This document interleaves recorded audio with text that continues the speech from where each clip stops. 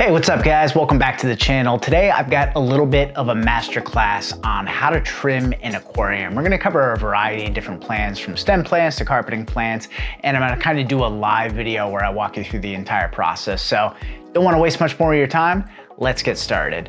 So as you can see right here, this tank is a UNS 45U, 9 gallons, and it's a nature style aquarium. And as with many aquariums, usually 1 to 2 plant species will dominate it if left unchecked. And for the purposes of this video, I haven't trimmed in about, I don't know, 5-6 weeks.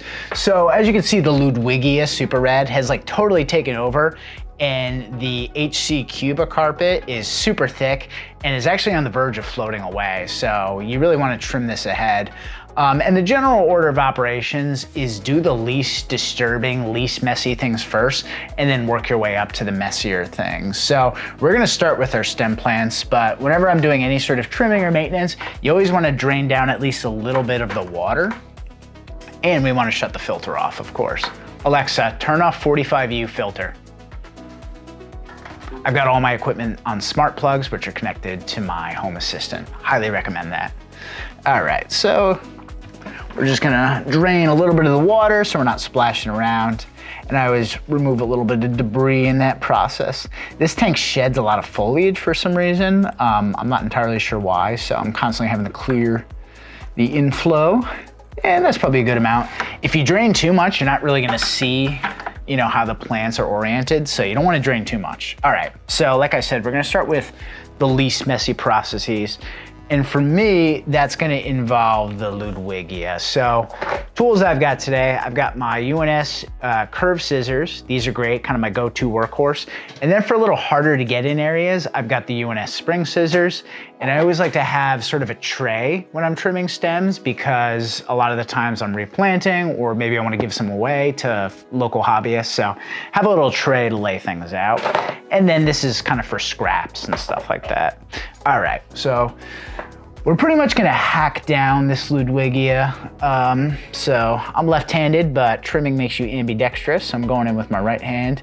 And generally with stems, you wanna trim as low as possible, because if you trim up high, pretty much all stem plants, where you cut once, they'll grow 2 new stems. And that kind of looks unsightly. So if you trim low, you can hide that sort of hydra effect. So in the beginning, I'm going in kind of slow, but you'll probably see me speed up and go into what I call Edward Scissorhands mode eventually. And behind all this Ludwigia, you can barely see it right now, is a bunch of Bacopa Monieri. We've got the regular Bacopa Monieri as well as a variegated variety. And we've got a Hygrophila plant. So you can see that the Ludwigia is just totally blocking it. And for me, that's not ideal aesthetically, but if you're the type of person that just wants your tank to look overgrown and kind of let nature take its course, you can just let this do its thing. That's the beauty of this hobby. So we're going through trimming the Ludwigia, and I can see as well some of the lower leaves are a little bit light starved, so they're not looking as healthy. So even if you're not doing this for aesthetic purposes, it's a really good idea to do once in a while, because it really refreshes the tank. So there's more we have to trim, but you can see at this point, there's a lot of floating plants, so it's getting a little hard to see. So what I'm gonna do is I'm using my pincets, and I'm just pulling them out and popping them on my tray.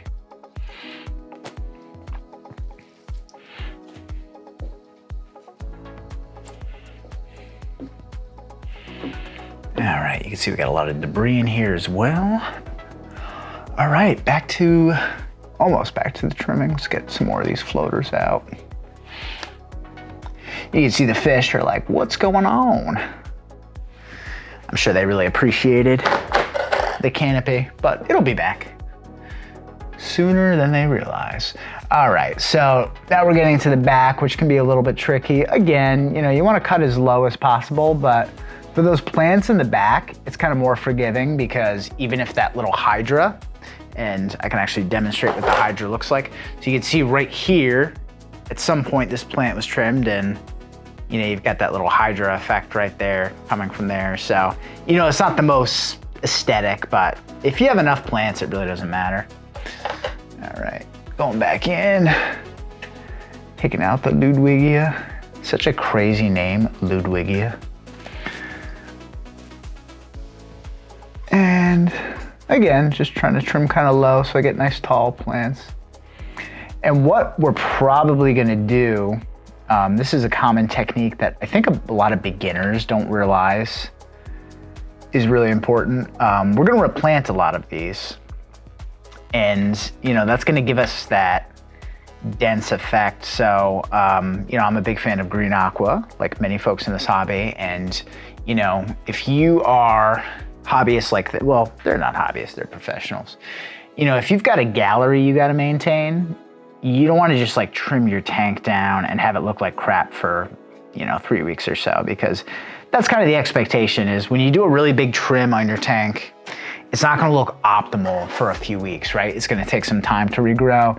So they have to, you know, okay, so I forgot to trim that, so we're gonna cut that down. So they really have to make sure their tanks are constantly looking optimal. So that's where like trimming and then replanting is really gonna come in handy. And I'm gonna demonstrate that technique shortly after we remove the rest of this Ludwigia. And you can be more organized, you know, and align your stems, but you know, I'm trying to make a video right now, get through this in a timely process. So I'm kind of just tossing them onto the tray. But if you can really take your time, it's a good idea to like align them very nicely on the tray. All right, where are we? The tricky part about the back is I don't want to cut my other plants down, so I have to like find that little piece of Ludwigia and just hack it down wherever I can get my scissors in there, which towards the back is tricky because there's all the Bacopa, which I definitely don't want to cut down. Bacopa is a fairly slow grower. So, you know, something like Ludwigia, which grows like a weed, it's gonna take over quickly. So, you know, if you're not somebody that wants to trim a ton, maybe Ludwigia is not the best choice, though it should be mentioned this is a high-tech tank, high TWINSTAR lighting, high par, blast CO2 in here. So, you know, if you're running a more of a low-tech environment, yours might not grow as fast, it might be more manageable. But, you know, this is 6 weeks without trimming, so I can't complain too bad. All right, we're just pulling out more Ludwigia. We're in the home stretch here. And you know, the more you pull out, the more you'll be able to get in there and trim the extra stuff. Yeah, so like I said, this tank has a lot of foliage shed, which means, you know, a lot of the leaves kind of shed off and they end up like clogging the inlet and the skimmer. It's really my only tank in my studio that does that. So I'm curious if you have any knowledge as to like why that's the case, let me know. I mean, the plants look really healthy, as you can see. I'm not seeing any like nutrient deficiencies or anything. I'm wondering if it's just, you know, the canopy starves out the lower leaves and then they kind of shed. That would be my hypothesis, but if you have more insight on that, let me know. I'm actually gonna lift my tray up here. Look at all that. I mean, that's the beauty of trimming, right? If I wanted to start a new aquarium, I have all this plant mass to work with. I mean, that's probably like $30 to $50, you know, retail of Ludwigia. So, you know, don't be fooled. I do a lot of expensive high-tech tanks, but if you're on a budget, you can do things very moderately if you trim and then, you know, use those to start new tanks. All right. We're getting there, my friends, we're getting there. Sorry about the hiatus, by the way. I've been working on short form content, which has been a blast. It's probably the most well-received content I've ever put out in my life, and it's a lot of fun, but been really focused on that. In addition to that, I just did a move that always takes a lot of energy and money and time and stuff like that, but it's for the best. I found a really good deal on a place, which takes a lot of burden off of me financially and, you know, allows me to spend more time creating content. So thanks for your patience and for the support. I wanna hit 10K subscribers this year without a doubt, and you know, your support gets me there. So if you haven't already, you know, hate saying this, but you gotta say it, liking the video, subscribing to the channel, hitting the bell, it all helps. That's why we creators have to constantly say it. But you know, even if I didn't have all the support that I do, I'd still do this because I'm just passionate about aquascaping and, you know, at least sharing and documenting what I do to an extent. I'd love to do more local stuff though. So I don't know if you know, but I'm in San Diego, California. So if you're a Southern California aquascaper, maybe a shop owner or whatever, and you know, you'd like me to do a demo or a workshop or even hire me to scape something, would love to do that. Despite identifying as an introvert, I'm a very social person, very fueled by social time, and especially when I can like teach and share my art, so that'd be dope. So yeah, reach out if you're interested. Email is always best, but you can DM me on Instagram or something. All right, just about good with the Ludwigia. All right, so now that we've done the bulk of our trimming, we want to evaluate. And you really want to do this at every step of the process. So like trim, evaluate. Okay, so you can see we have some Bacopa that's on the taller side. Now, I don't want to hack down the Bacopa because it's a slower grower, right? We want to give it an advantage over the Ludwigia. However, this guy in the way back is really tall. Like it's gonna breach the surface in like a week. So I am gonna take him down and we're gonna replant him. All right, so, you know, you just find a low spot. And before we get into replanting the Ludwigia, I'll put him in the position. Planting 101 with stems, okay, if you're gonna replant, what I like to do is, you know, if you do it like this, you're just gonna, here's the soil, right? You're just gonna, right? That's no good, you're gonna break the stem. So I basically put the stem parallel to my pincettes and I like choke up on it. And then you can basically go into the soil like this, okay?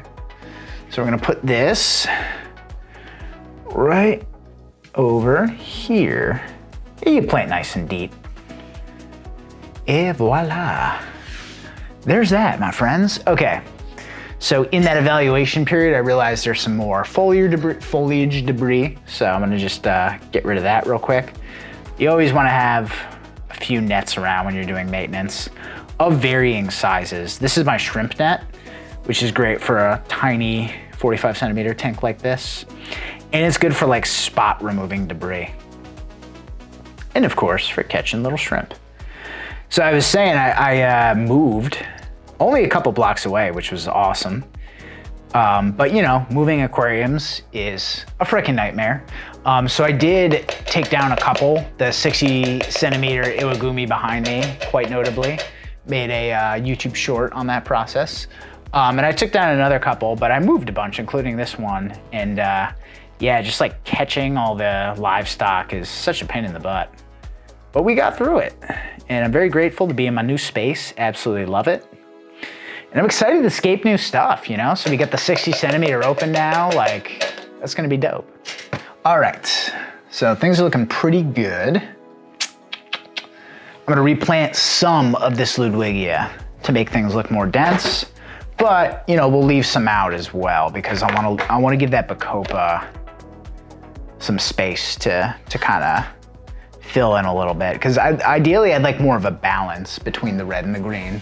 So I'm not gonna go too crazy replanting this, but you know, we also want the tank to look good, and right now it looks sparse. I think ideally what I would want in this situation is I trim all this Ludwigia, and then maybe I buy some more Bacopa and fill it in, but that's okay. I'm trying to do this on no budget, so we'll work with our Ludwigia.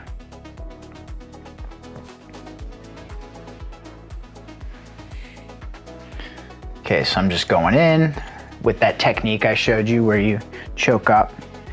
And you know, I would say trimming when you're newer to the hobby is one of the most intimidating things. It was for me at least, because you spend all this time, energy, and emotion growing your plants and you're like, what? I gotta cut them down? That makes no sense. And you're afraid you're gonna like destroy it. The reality is you can be extremely brutal with plants and they'll bounce back. Of course there are exceptions, right? Like you don't wanna be hacking down your rheophytes too often. I mean, you can trim them sometimes, but they're very slow growers. But most stem plants, you can go ham. You can like hack them down, and they'll ask for more and thank you for it. They'll come back more bushy and compact, more colorful. That's one of the tips with bringing out more reds, is like you want to trim them a bunch of times. And as long as the conditions are right, they'll come back with nicer, more vibrant coloration, which is really cool. All right, we're in the home stretch for this replanting process. So it's really helpful, you know, if you have a small tank like this, to just kind of like look from above and see where you have exposed soil. That's what I'm doing, and that's what's, you know, sort of guiding my eye towards where I want to replant. Plant this little bushy one. We'll do one more like right here. That should probably do it, and that'll give our greens more space. All right. And of course, during that process, you know, leaves might get dislodged, etc. So between steps, I'm always going in and I'm just cleaning things up a little bit. All right, so that was the stem plant tutorial, which again is a fairly easy process. Just to recap, trim as low on the stem as possible to avoid that unsightly hydra effect up top where your eyes can see. Line everything up nicely on a tray and then replant and fill in as desired. And then if you have extra plant mass, either dispose of it responsibly or sell some or give it away to local hobbyists or start a new tank. So we covered the Ludwigia. We're gonna let those greens grow up really nicely. And now we're gonna cover the carpet, which is gonna be the more messy process, right? So you could also spot trim your rheophytes if you had like ugly leaves, which we actually do have one, so I'll demonstrate that before the carpet. So you can see, I see one leaf right here that is not so nice, and it's this one. It has a hole in it, so all you gotta do is go in and boop, remove that. And that's honestly something you might wanna do weekly. You don't want damaged tissue to kind of weigh your plants down energetically. So if you prune it off, your plant can redistribute resources to growing new leaves, or at least that's the hypothesis from what I've heard.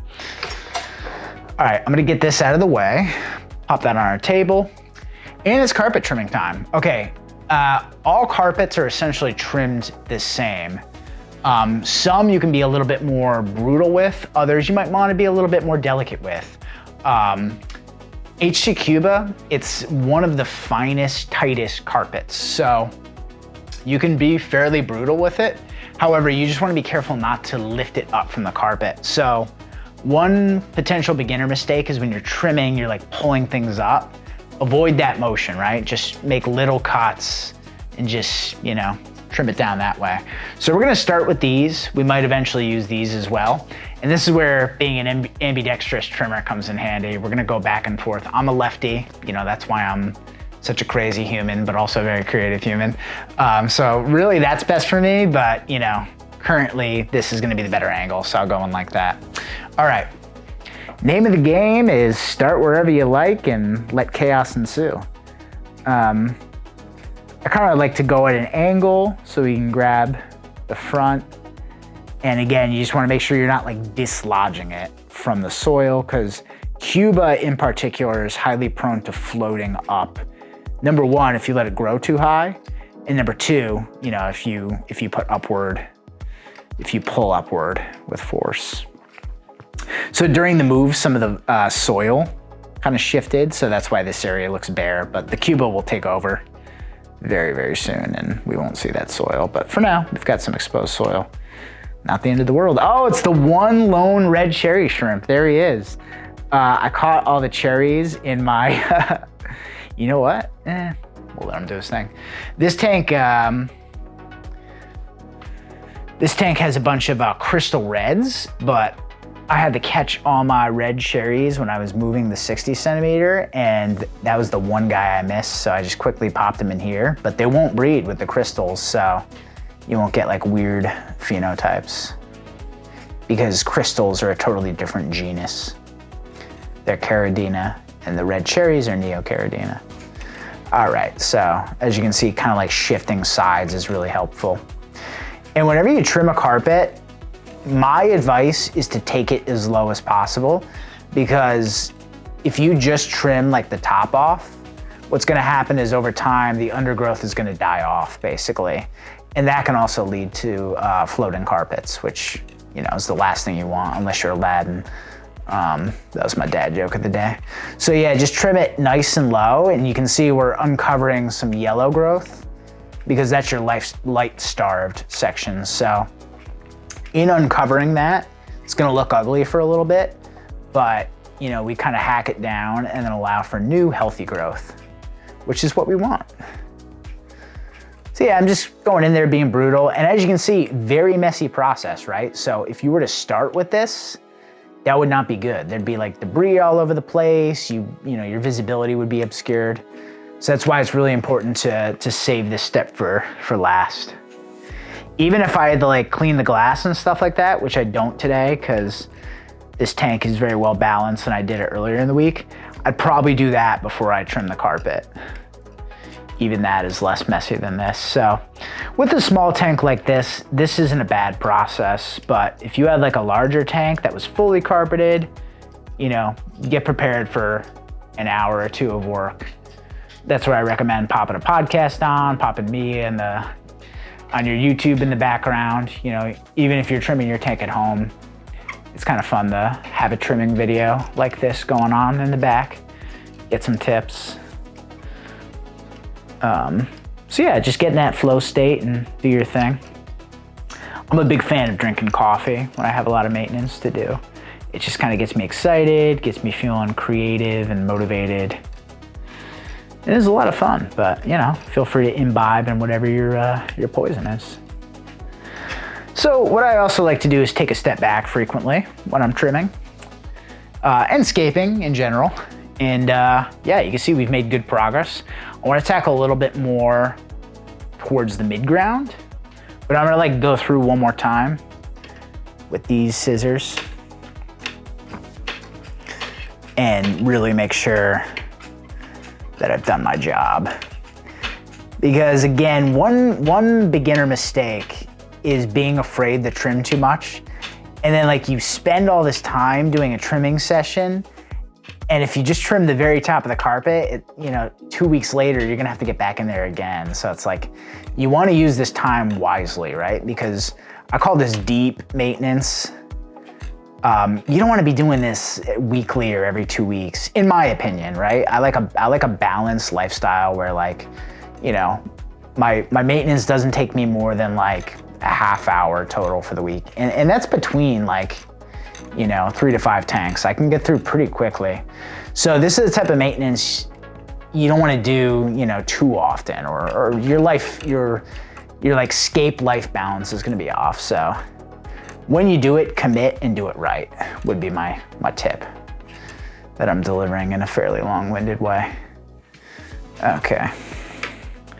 Cool, I'm pretty happy with that. So you can see we exposed a lot of the yellow undergrowth, but I'm just gonna go back. These are those spring scissors and take care of a few of the little spots I missed. And during the process, you might dislodge something here and there. Be as careful as possible, but don't be afraid to make a little bit of a mess. Just clean it up when you're done, right? So if you dislodge plants or hardscape, just put it back and move on with your life. This has been a great tank though. When I first set it up, it did go through a lot of melt, which I think I figured out. I think it was a KH issue. I think in general, and this is highly debatable and there's so much conflicting evidence, but in my anecdotal experience, new tanks with very low KH are very prone to plant melt. So this tank was set up with very low KH, but now I add KH in the form, because I use RO water, right, which has no KH.